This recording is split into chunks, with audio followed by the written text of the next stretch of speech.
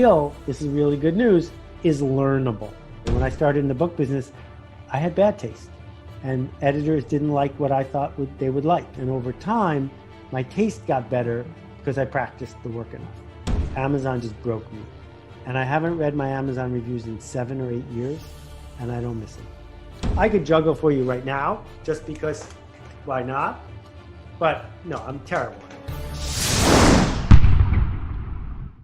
Today's episode of Model to Masters is brought to you by TubeBuddy. TubeBuddy is your best friend on your road to YouTube success. I use it every day on my channel to get more views and subscribers, automate the boring tasks, and split test my thumbnails and titles. I've done over 3,800 split tests, which have led to results like taking this 5-year-old video that was getting 250 views a day, and just by changing the thumbnail, it blew up to 15,000 views per day. You can get started on TubeBuddy for free at tubebuddy.com/Evan. Ladies and gentlemen, we have a legend in the house, author of a new book called The Practice, which is all about finding your creativity, unleashing your voice, and nothing counts until it ships. Mr. Seth Godin, welcome aboard, man. Thanks, Evan. Great to talk to you. I don't know if you remember, but back in 2010, I asked you who your favorite famous entrepreneur was of all time, and you said Duncan Hines. Duncan Hines, and I got the card here. I have it right behind me. Do you really? Yes. So I was making a line of Entrepreneur Heroes trading cards, which was just trying to, I love baseball cards growing up. And I thought, hey, entrepreneurs are heroes. And I asked you who your favorite entrepreneur was. This is a decade ago. And you said Duncan Hines, he built his personal brand and his books around the simple idea, what's good for my readers. And we use these cards to raise $160-something thousand for entrepreneurs through Kiva, doing microloans to 65. That's great. Anyway, why Duncan Hines? I mean, people know him as the cake recipe guy, but he was so much more than that. And you made me dive down to his story. What do you love about Duncan Hines? His autobiography is a hoot. And basically, he was a real person. He was a good eater. And back in the day, you couldn't go to a strange town and eat in a restaurant and not get sick, because locals didn't go to restaurants. They were greasy spoons. They were for people who were from out of town. He was a traveling salesman, and he kept getting sick. And then he would keep notes as to which restaurants he could visit that were safe. And he was also a little cheap. So one year for Christmas, instead of actually giving everyone a present, he was in the printing business, he printed up his list of safe restaurants. And he gave it to people, and they loved it. And so year after year, that list got longer. It was like the Zagat's Restaurant Guide. And then he started selling the restaurants the right to put a sign up front with his name on it saying, Duncan says this place is okay. And then canned food came along, and he was really in the forefront of turning canned food into something safe. And then someone called him up and said, can I put your name on Cake Mix?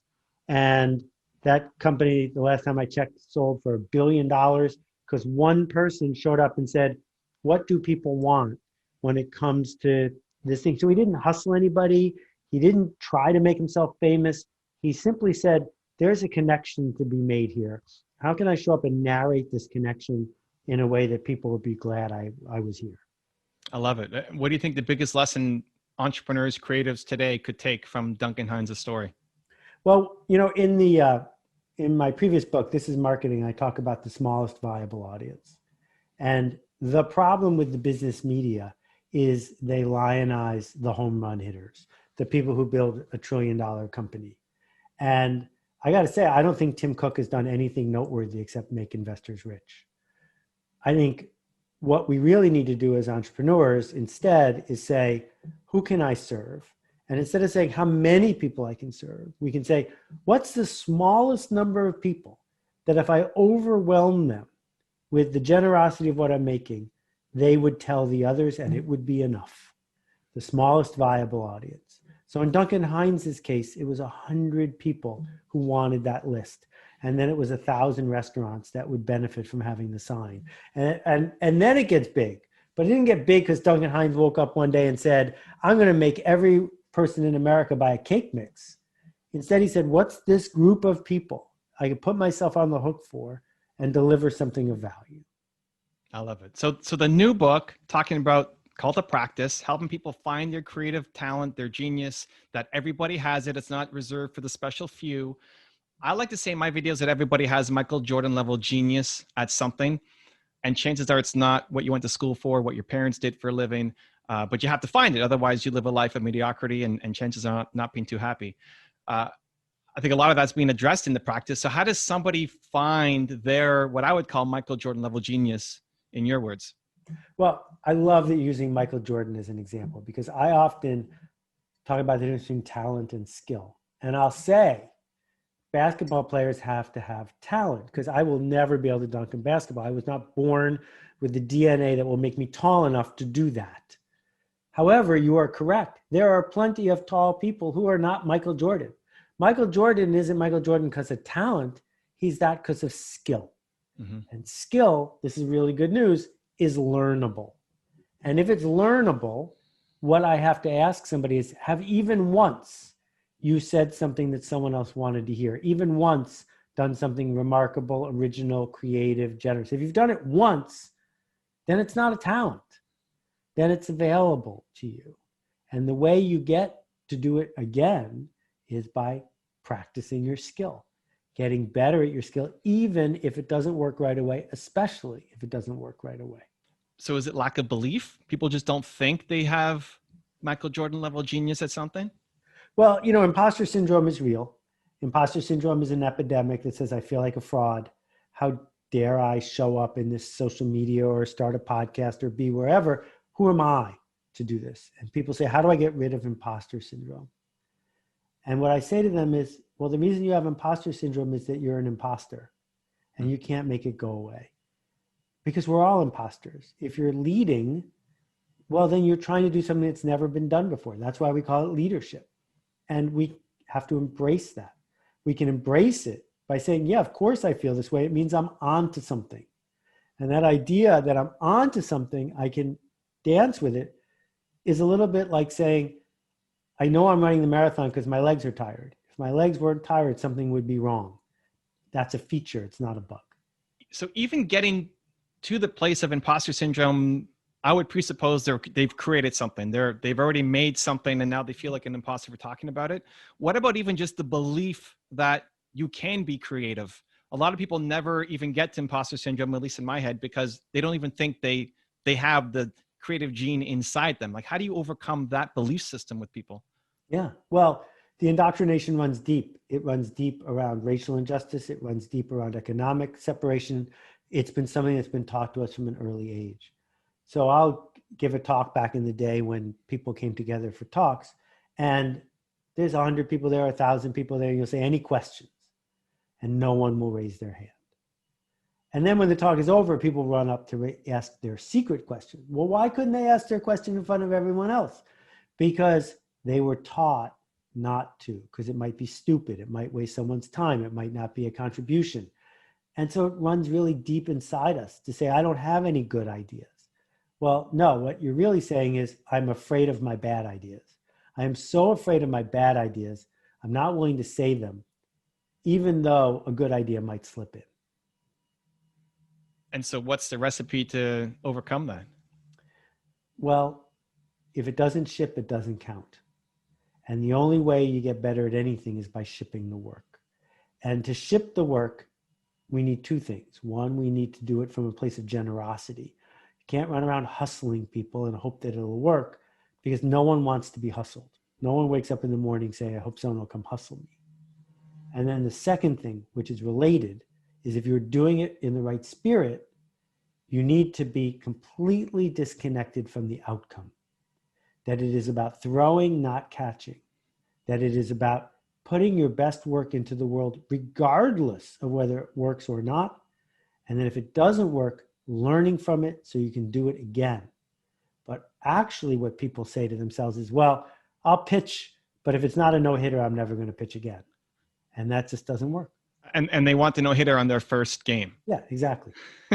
People ask me about quality versus quantity. And I usually tell them, well, the quantity leads to the quality. Like, it's not a either or. Like, the more you do, the better you get at the thing you're trying to learn. And to expect to suck at the beginning of anything, writing the book, writing the blog, making YouTube videos, is that in alignment with how you're thinking?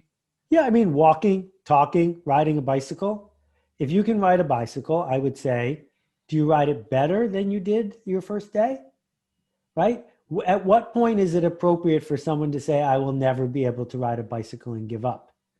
If you have, fairly standard motor skills, the answer is never. It is never okay to say that. But some people do because they couldn't ride a bike perfectly the first day. I'm not sure there's a difference between riding a bike and writing world level copy, or leading a nonprofit, or writing a business plan that's actually going to work. And speaking of business plans, having seen the business plans for organizations like Yahoo and Google, I can tell you there's nothing in common between their business plan and what they actually built. Because that's why no one publishes their business plan, because they look like idiots. It's just, this was enough to get us started. It's not, this is the roadmap. And so is it just a matter of, like you do with your blog, is I'm going to write something every single day and put it up? I love the idea of streaks. So I'm 7,500 blog posts in a row, and there will be a blog post tomorrow, and it won't come out because it's perfect. It will come out because it's tomorrow. I only decided once to write a blog post every day, and then I don't have to decide anymore. The decision has been made. Now it's just go ahead and do it. The same way you decided a long time ago to brush your teeth every day. You don't have to have a meeting with yourself about whether I should brush my teeth or not today. You just brush your teeth. One of the things I've admired the most about you is that consistency of writing the blog posts and creating the books. And there's always something new coming out. I've tried to do it with my YouTube channel, 6,000 plus videos on the channel now. Wow. Over 11 years. 2019 was my first video upload. One of the things that really terrified me was being the aging rock star, of having some big hit when you're 20 or 30. And then you just keep repeating the same hit every time you're going on tour, singing the same songs and not creating anything new. And what I love about what you're doing is there's always something new. You might reference an old book or an old blog post, but it's like you're creating something new right now. And tomorrow there's something new coming out as well. So for the people who may feel like, well, I had some hit that worked, but then now nothing else seems to match up. So I guess I just keep repeating that same record. And that's basically the death of creativity. What would you tell them, counsel them, advise them to do? Well, it's fun to dissect that. So let's talk first about hits. I have never had a blog post that won the internet. Right? I've never had a blog post that everyone read. I'm thrilled by that, because that sort of hit where you fall off the power law curve really messes with your head, because then you try to recreate it. Right? So if you think about Joni Mitchell or Ricky Lee Jones, it took them many records to get over the fact that they had a monster hit, because they were trying to reproduce something they had never set out to do in the first place, which was the market wanted them to play covers of their selves, and they decided they wanted to go down a different path. But on the other hand, genre matters. And when we show up in the world with our work, our audience wants it to remind them of us, that we are always playing covers of ourselves. And, in Dylan's case, you can't even recognize the old songs when he sings them today because he intentionally mumbles them. But if you buy something from Nike, you don't want to buy a candy bar from them because it doesn't remind you of Nike. And when you go and watch Lin-Manuel Miranda's new play, you want it to, at some level, remind you of Hamilton, because genre matters. And coming up with something that rhymes with itself is a discipline that gives us boundaries to be creative. When you talk about recognizing the throw and not the catch, it's not about the results. Are you then just tying your self-esteem to the effort you're putting in? Like, did I show up today and give my best? Is that how you're doing it internally? I don't think so. So juggling, right? If you want to learn how to juggle, what most people do is they focus on catching, because it's when you drop the ball that it's so embarrassing. Right. When you watch a juggler and they drop the ball, you go, oh. But if you try to catch it, you're going to lunge.